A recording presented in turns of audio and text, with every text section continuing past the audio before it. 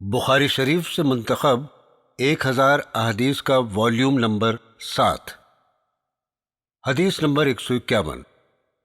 حضرت عبداللہ ابن عمر رضی اللہ تعالی عنہ سے روایت ہے کہ نبی کریم صلی اللہ علیہ وسلم کھڑے ہو کر جمعے کا خطبہ دیتے تھے، پھر خطبے کے بعد بیٹھتے، پھر کھڑے ہوتے۔ حدیث نمبر 152۔ حضرت جابر بن عبداللہ رضی اللہ تعالی عنہ سے روایت ہے کہ جمعے کے دن ایک آدمی اس وقت آیا جب نبی کریم صلی اللہ علیہ وسلم خطبہ ارشاد فرما رہے تھے۔ آپ نے پوچھا، اے آدمی، کیا تم نے سنتیں پڑھ لی ہیں؟ اس نے کہا، نہیں۔ آپ نے فرمایا، اچھا، اٹھو اور 2 رکعت نماز پڑھو۔ مسجد کا حق ہے کہ بیٹھنے سے پہلے 2 رکعت نفل نماز پڑھ لیں، اور اگر جماعت کھڑی ہونے میں 1-2 منٹ ہیں تو ترجیح کے طور پر کھڑا رہے۔ حدیث نمبر 153۔ حضرت ابو ہریرہ رضی اللہ تعالی عنہ سے روایت ہے کہ رسول اکرم صلی اللہ علیہ وسلم نے فرمایا، جب تم اپنے ساتھی سے جمعے کے دن یوں کہو، چپ رہو، اور امام خطبہ دے رہا ہے، تو تم نے خود ایک بیہودہ اور غلط حرکت کی ہے۔ خطبے کے دوران کسی سے بھی بات نہیں کرنی چاہیے اور نہ ہی اشارے سے جواب دینا چاہیے۔ حدیث نمبر 154۔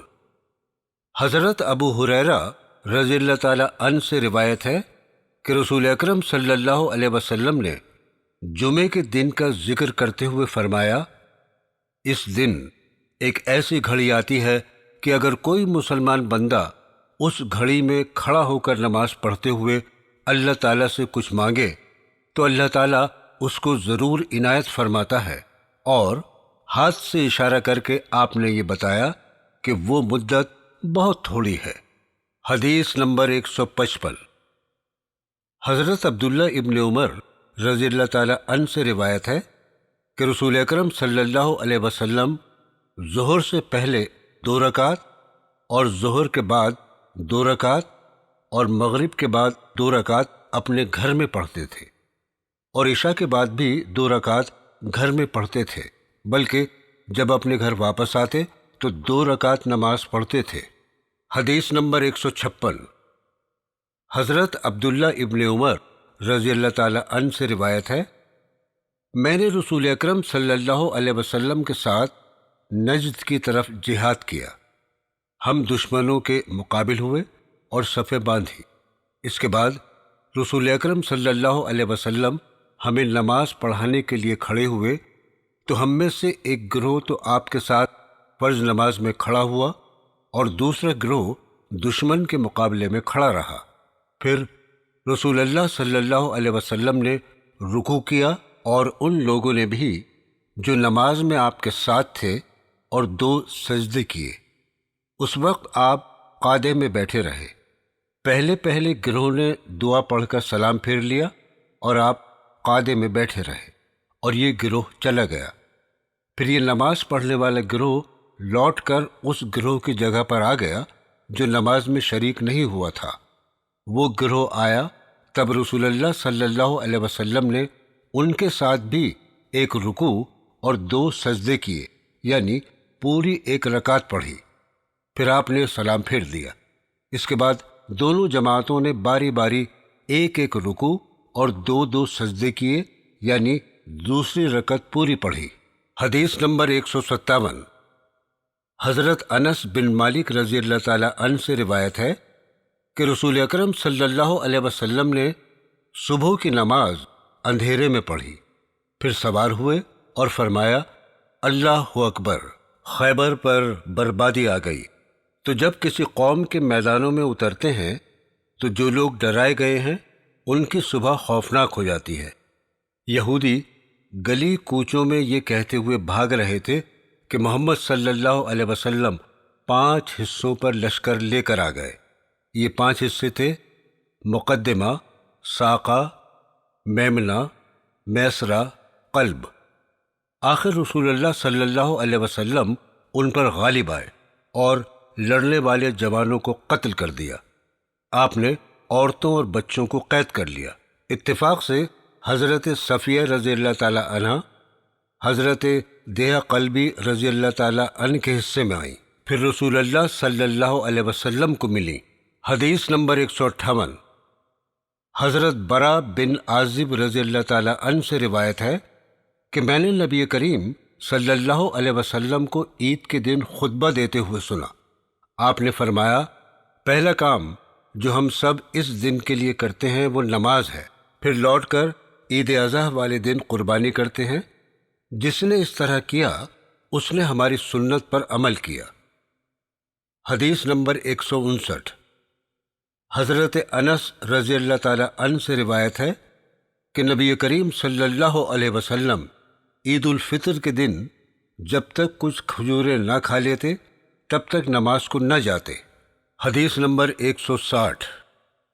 حضرت برا بن عازب رضی اللہ تعالیٰ عنہ سے روایت ہے کہ نبی کریم صلی اللہ علیہ وسلم نے ہمیں عید اضحیٰ کے دن نماز کے بعد خطبہ سنایا، پھر فرمایا، جو شخص ہماری نماز کی طرح نماز پڑھے اور ہماری قربانی کی طرح قربانی کرے اس کی قربانی صحیح ہوئی، اور جو شخص نماز سے پہلے قربانی کرے وہ گوشت ہے، قربانی نہیں۔ حضرت ابو بردہ بن دینار رضی اللہ تعالیٰ عنہ نے عرض کیا، یا رسول اللہ، میں نے تو اپنی بکری نماز سے پہلے ہی ذبح کر ڈالی، اور مجھے یہ خیال رہا کہ یہ دن کھانے پینے کا ہے، تو میں نے یہ چاہا کہ سب سے پہلے میرے ہی گھر میں بکری حلال ہو، یعنی اس کی قربانی ہو، اس لیے میں نے اپنی بکری ذبح کر ڈالی اور نماز کی طرف آنے سے پہلے کھا بھی لی۔ آپ صلی اللہ علیہ وسلم نے فرمایا، تمہاری بکری تو گوشت کی بکری ٹھہری، قربانی نہیں ہوئی۔ اس نے عرض کیا، یا رسول اللہ، میرے پاس 1 سال کی بکری ہے جو 2 بکریوں سے بھی زیادہ مجھ کو اچھی لگتی ہے، کیا وہ میری طرف سے قربانی میں کافی ہو جائے گی؟ آپ نے فرمایا، ہاں، لیکن تمہارے بعد کسی اور کی طرف سے اس عمر کی بکری کافی نہ ہوگی، کیونکہ قربانی کے جانور کا کم سے کم 2 دانت والا ہونا ضروری ہے۔ حدیث نمبر 161۔ حضرت عبداللہ رضی اللہ تعالیٰ عنہ سے روایت ہے کہ نبی کریم صلی اللہ علیہ وسلم حضرت ابو بکر صدیق رضی اللہ تعالیٰ عنہ اور حضرت عمر رضی اللہ تعالیٰ عنہ عیدین کی نمازیں خطبے سے پہلے پڑھتے تھے۔ حدیث نمبر 162۔ حضرت ابن عباس رضی اللہ تعالیٰ عنہ سے روایت ہے کہ نبی کریم صلی اللہ علیہ وسلم نے عید الفطر کے دن 2 رکعتیں پڑھی، اس سے پہلے کوئی نماز نہیں پڑھی اور نہ ہی اس کے بعد۔ پھر خطبے کے بعد آپ عورتوں کے پاس آئے، حضرت بلال رضی اللہ تعالیٰ عنہ آپ کے ساتھ تھے۔ آپ نے عورتوں سے فرمایا، خیرات کرو۔ وہ خیرات دینے لگی، کوئی اپنی بالی دیتی تو کوئی ہار دیتا۔ حدیث نمبر 163۔ حضرت ام عطیہ رضی اللہ تعالیٰ عنہا سے روایت ہے کہ آپ صلی اللہ علیہ وسلم نے حکم دیا، مردوں کو چاہیے کہ عورتوں کو بھی عیدگاہ لائیں، اور حیض والی عورتیں نماز نہ پڑھیں، صرف دعا میں شریک ہوں۔ حدیث نمبر 164۔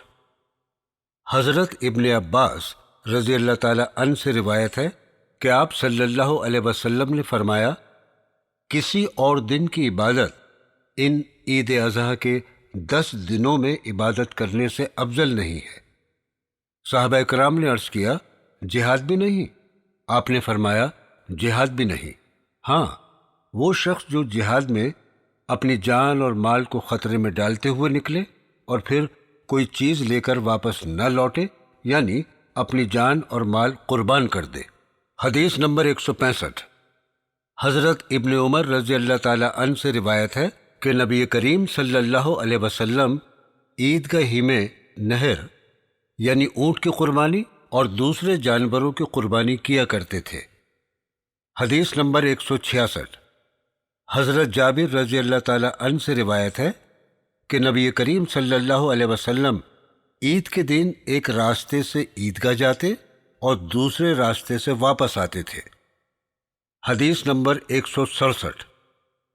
حضرت عبداللہ بن عمر رضی اللہ تعالیٰ عنہ سے روایت ہے کہ رسول اکرم صلی اللہ علیہ وسلم نے فرمایا، رات کی نماز یعنی تہجد 2 رکعتیں ہیں، پھر جب تم نماز سے فارغ ہونا چاہو تو 1 رکعت وطر پڑھ لو۔ وہ تمہاری ساری نماز کو طاق کر دے گی۔ حضرت قاسم بن محمد رضی اللہ تعالی عنہ نے کہا، ہمیں تو جب سے ہوش آیا ہم نے لوگوں کو 3 رکعت وتر پڑھتے بھی دیکھا ہے، اور 3 یا 1 سب جائز ہیں۔ حدیث نمبر 168۔ حضرت عائشہ رضی اللہ تعالی عنہا سے روایت ہے کہ رسول اکرم صلی اللہ علیہ وسلم رات کو 11 رکعتیں تہجد اور وتر کو ملا کر پڑھا کرتے تھے۔ رات کی نماز آپ کی یہی تھی۔ آپ کے سجدے کافی طویل ہوتے تھے۔ فجر کی فرض نماز سے پہلے آپ 2 رکعتیں سنت پڑھا کرتے تھے، پھر داہنی کروٹ پر ذرا سی دیر لیٹ جاتے، یہاں تک کہ مؤذن نماز کے لیے بلانے کو آپ کے پاس آتا۔ حدیث نمبر 169۔ حضرت عائشہ رضی اللہ تعالی عنہا سے روایت ہے کہ رسول اکرم صلی اللہ علیہ وسلم نے رات کے سب حصوں میں وتر پڑھا ہے۔ آپ کے وتر کا آخری وقت صبح صادق سے پہلے تک ہوتا تھا۔ حدیث نمبر 170۔ حضرت عبداللہ بن عمر رضی اللہ تعالی عنہ سے روایت ہے کہ نبی کریم صلی اللہ علیہ وسلم نے فرمایا، وتر رات کی تمام نمازوں کے بعد پڑھا کرو۔ حدیث نمبر 171۔ حضرت ابن عمر رضی اللہ تعالی عنہ سے روایت ہے کہ نبی کریم صلی اللہ علیہ وسلم سفر میں تہجد اور وتر کی نماز اپنی اونٹنی پر اشارے سے پڑھ لیا کرتے تھے۔ وہ جدھر چاہتی آپ کو لے جاتی، سوائے فرض نمازوں کے۔ نبی کریم صلی اللہ علیہ وسلم فرض نماز زمین پر ہی پڑھتے تھے۔ سفر میں بھی وتر پڑھنا آپ کی سنت موقدہ تھی۔ حدیث نمبر 172۔ حضرت عبداللہ بن زید رضی اللہ تعالی عنہ سے روایت ہے کہ نبی کریم صلی اللہ علیہ وسلم نماز استسقاء یعنی بارش کی نماز کے لیے باہر میدان میں تشریف لے گئے اور وہاں جا کر قبلہ رخ ہو کر دعا مانگی اور اپنی چادر لپیٹی، پھر 2 رکعت نماز پڑھی۔ دعا اس طرح ہے۔ ترجمہ: اے اللہ، اپنے بندوں اور جانوروں کو پانی پلا، اپنی رحمت عام فرما دے اور مردہ زمین کو ہرا بھرا کر دے۔ حدیث نمبر 173۔ حضرت انس بن مالک رضی اللہ تعالی عنہ سے روایت ہے کہ رسول اکرم صلی اللہ علیہ وسلم جمعے کے دن خطبہ دے رہے تھے کہ ایک شخص آیا اور عرض کیا، یا رسول اللہ، پانی کا قحط پڑ گیا ہے، اللہ تعالیٰ سے دعا کیجیے کہ ہمیں سیراب کر دے۔ آپ نے دعا کی اور بارش اس طرح ہوئی کہ گھروں تک پہنچنا مشکل ہو گیا۔ دوسرے جمعے تک برابر بارش ہوتی رہی۔ حضرت انس رضی اللہ تعالی عنہ نے کہا کہ پھر دوسرے جمعے میں وہی شخص کھڑا ہوا اور عرض کیا، یا رسول اللہ صلی اللہ علیہ وسلم، دعا کیجیے کہ اللہ تعالیٰ بارش کا رخ کسی اور طرف موڑ دے۔ رسول اللہ صلی اللہ علیہ وسلم نے یہ دعا پڑھی۔ ترجمہ: اے اللہ، ہمارے ارد گرد بارش برسا، ہم پر نہ برسا۔ حضرت انس رضی اللہ تعالی عنہ نے کہا، میں نے دیکھا کہ بادل ٹکڑے ٹکڑے ہو کر دائیں بائیں طرف چلے گئے، پھر وہاں بارش شروع ہو گئی اور مدینہ میں اس کا سلسلہ بند ہو گیا۔ حدیث نمبر 174۔ حضرت انس رضی اللہ تعالی عنہ سے روایت ہے کہ نبی کریم صلی اللہ علیہ وسلم نے سوکھے کے وقت بارش کی نماز میں دعا کرنے کے لیے اس طرح ہاتھ اٹھائے کہ میں نے آپ کی بغلوں کی سفیدی دیکھ لی۔ اس دعا میں ہاتھوں کو بہت اونچا کر کے اتنا کہ دونوں ہاتھوں کی پشت آپ کی آنکھوں کے سامنے آ جائے اور ہتھیلیاں زمین کی طرف اور پشت آسمان کی طرف رہے، یعنی جس طرح دعا مانگتے ہیں اس کا الٹ کرے۔ حدیث نمبر 175۔ حضرت عائشہ رضی اللہ تعالی عنہا سے روایت ہے کہ رسول اکرم صلی اللہ علیہ وسلم جب بارش ہوتی دیکھتے تو یہ دعا کہتے۔ ترجمہ: اے اللہ، نفع والی بارش برسا۔